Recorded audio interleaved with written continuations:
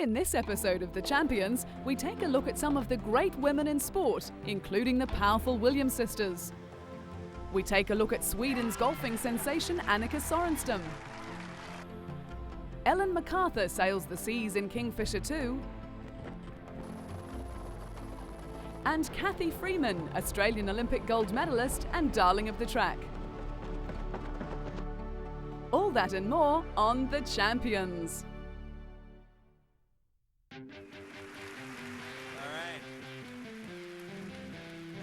Goes to Serena Williams.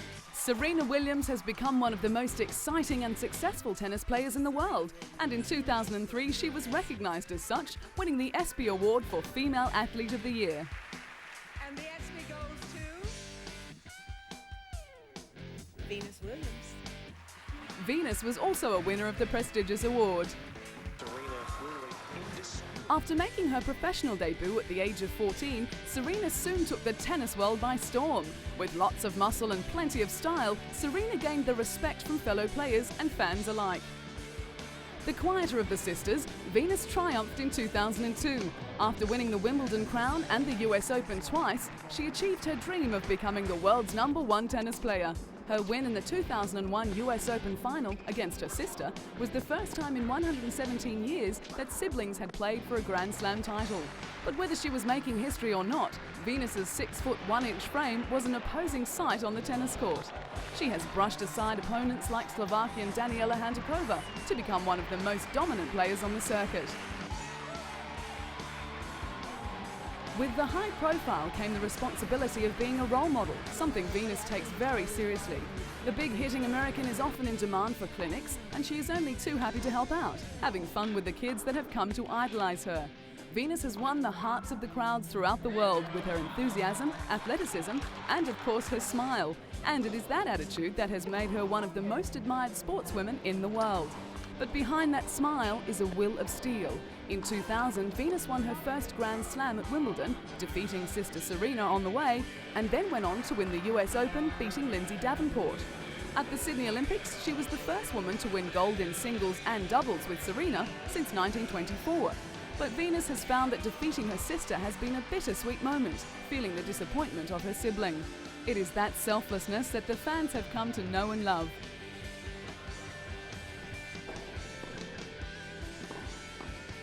If the girls dominate in singles, then together in doubles, they punish their opponents. With twice the power and knowing each other's game inside and out, the sisters are a combination worth fearing, having won all 4 Grand Slam doubles titles. Venus and Serena have taken great pride in representing their country in the Federation Cup. The USA have won the Cup a record 17 times, and the sisters, while enjoying playing in a team event, are determined to increase that number. While the sisters are extremely close, they definitely have different personalities. Serena, the more outgoing of the two, has a love for clothes as well as a passion for acting, harbouring long-term hopes of getting into show business. But it is Serena's style and charisma that makes her the flamboyant player she is renowned to be. And whether she is modelling a gorgeous piece of jewellery or revealing her latest tennis outfit, Serena will have fun no matter what. But unfortunately, there is a downside to fame, and Serena has had her fair share of problems. In 2002, a German man was jailed on charges of stalking the tennis star. After pursuing her around the world, Serena's fears were put to rest, and he was sent back to Germany and jailed. With a love of fashion, both Venus and Serena have changed the dress code in women's tennis, designing their own line along the way. The girls have their own style and are not afraid to show it. Who could ever forget the black catsuit worn by Serena at the US Open? And it's not only the clothes that have everyone talking. Hair and accessories have become a big part of the look. Venus and Serena have succeeded in creating a high profile, and whatever these girls set their mind to, whether it be tennis, designing or acting, the Williams girls are sure to succeed.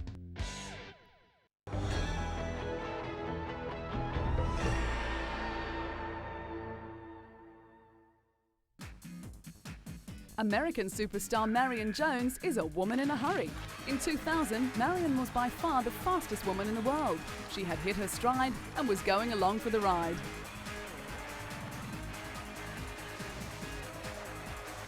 It all began in school in 1992, when Marion started to show extraordinary promise in track and basketball. At the age of 16, she competed in the US Olympic trials, but was denied a spot because of her young age. Disappointed, Marion decided to attend university on a basketball scholarship and was headed towards the Atlanta Olympics, but a broken foot forced her to sit out the games. The next year, Marion returned with a vengeance to become the first woman in 50 years to win 3 events at the US Nationals. Marion was a class above all else, and with 27 wins in a row in the 100 metres, all eyes were soon focused on 2000 and a date with destiny at the Sydney Olympics. After the disappointment of the Atlanta Games, Marion was eager to race, and in Sydney, success came. The super athlete became a triple gold medalist, winning impressively in the 100, 200 and 4x400 metre relay. She also won bronze in the long jump and 4x100 relay. Even with Olympic success, Marion was still not satisfied.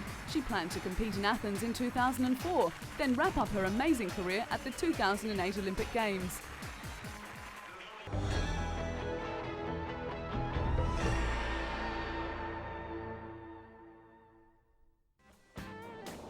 Ellen MacArthur is a woman who thrives on a challenge. Her story is not just about sailing, rather one of human endeavour. Often with odds against her, she has continued to push the boundaries and in the process become one of the best women sailors in the world. From landlocked Derbyshire girl to Yachtsman of the Year, Ellen's love for sailing began at an early age. She was 8 when her aunt took her out on the water, and it was during those trips Ellen discovered an excitement that would end up becoming an all-consuming adventure. Saving up her pocket money for 3 years, she bought her first boat, an 8-foot dinghy. But it wasn't long before she was looking for the next challenge. When Ellen turned 18, she sailed alone around Britain, and in the process won the Young Sailor of the Year award. One of the requirements of racing for long periods on water is the ability to be adaptable. Not only is Ellen an expert skipper, but she is also an electrician, sailmaker, engineer, journalist, cameraman and doctor. She has also trained herself to sleep for as little as 20 minutes at a time, so as to avoid fatigue. Taking giant steps forward, Ellen's next adventure was the 1997 Mini Transat race. Living rough for 3 years while raising sponsorship, she bought and refitted a tiny 21-footer and raced 4,000 miles single-handedly across the Atlantic Ocean. Recognised for her feats, Ellen was honoured with the award for Yachtsman of the Year in the UK. Things were looking rosy for the talented sailor, and in the year 2000, Ellen secured sponsorship from Kingfisher for her next race. And what a race it was! The Vendée Globe non-stop round-the-world solo yacht race is known as the toughest challenge that the world's oceans have to offer. At 24 years of age and just 5 foot 2 inches tall, Ellen was just one of 2 women competing in the 20-plus strong international fleet race. But there was another race Ellen was keen to conquer, a challenge that made all others seem tiny. The Jules Verne Trophy course stands as a perfect challenge for mankind and their sailing machines. Sailors who attempt it must cross through no less than 17 different weather systems. It requires a great deal of dedication and exceptional sailing skills. Ellen and her crew, who were all men, tackled the race without a backward glance. They faced over 26,000 grueling miles of sailing, took in the tempestuous Southern Ocean in one of the most confronting races ever. Ellen's aim was to attempt to beat Frenchman Bruno Peyron's record. In May 2002, Peyron made sailing history when he sailed around the world in 64 days, 8 hours, 37 minutes and 20 seconds, the fastest circumnavigation time ever recorded.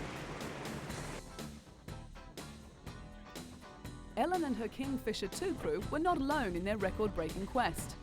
French skipper Olivier de Kersorsen had already set off on his trimaran Geronimo. However, Ellen and her crew were confident that Kingfisher 2 would rise to the challenge. But after launching Kingfisher 2, things did not go as planned. The 26-year-old and her 13-man crew were forced to make an unscheduled stop after their catamaran suffered damage to her mainsail and mast. After 3 weeks at sea, Ellen and her crew were neck and neck with the present record set by the Frenchman. But during one night she had a serious scare when her boat hit a submerged object at full speed. Although the damage was not as serious as first feared, it still concerned the skipper. Despite the worries, Ellen's fighting spirit kept them going. Kingfisher 2's position put them 31 hours and 26 minutes behind the pace set by Orange, the craft that Frenchman Bruno Peyron sailed to set the current record. With time running out, Ellen battled on, but she soon realised it was no use going on. With the Kingfisher 2 dismasted and a substitute using the catamaran's boom erected, progress was too slow. She sailed into Fremantle in Western Australia almost a fortnight after losing the mast. Of the dozen attempts that have been made on the Jules Verne record, 8 have ended in failure, so the skipper always knew the odds were against her. Ellen had rarely slept or left the navigation station during the 24 days at sea, and when gloom could have swamped the crew after the failure, the opposite occurred, with plenty of high spirits. Ellen had never previously skippered a boat as big as the giant catamaran, nor led such a large and experienced crew. Even though the journey ended in disappointment, it wasn't long before Ellen was planning her next adventure. But first there was some well-earned R&R in store for the tiny sailor with the big heart.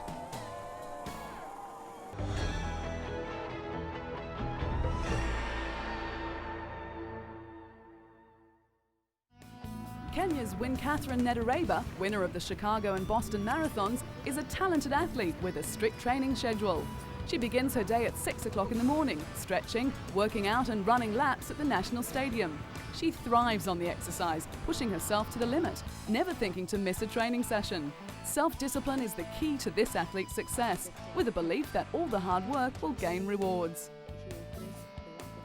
After the morning sessions, Catherine returns home to prepare breakfast for her family. Her husband Anthony, an up-and-coming marathon runner himself, is also her training partner and is extremely proud of his wife's achievements. When Catherine's goal to be the first woman to go under 2 hours 20 minutes was achieved by another runner, her husband was by her side, encouraging her to go one better. And that she did, breaking the world record. After running the world's fastest marathon time in the Chicago Marathon, Catherine's recognition increased. This photograph is just one of the many mementos she has on display in her living room, along with trophies for her numerous athletic victories. When she returned home from her record-breaking run, Kenyan President Moi presented her with a Distinguished Service Medal. When Catherine isn't running, she works in administration at the men's prison in Nairobi West. She is in charge of the staff, organising filing and dispatching messages. The Kenya Prison Service is famous for employing and training world-class athletes. They also employ 3 other champions: Susan Chepkemei, the world's fastest half-marathon runner, Ruth Kootal, a top 3 finisher in the Paris Marathon, and Edith Masai, winner of the Grand Prix race in Oslo. The 4, known as the Golden Girls, train together on this dusty racecourse in the Langata forest near Nairobi. Guiding them through their paces is Kenya Prisons coach Elizabeth Olaba, whose winning formula is to train the athletes strictly to a program, never deviating from the plan. She feels that it helps strengthen the mind as well as the body. Like Catherine, she agrees that self-discipline and hard work allows them to get the most out of themselves.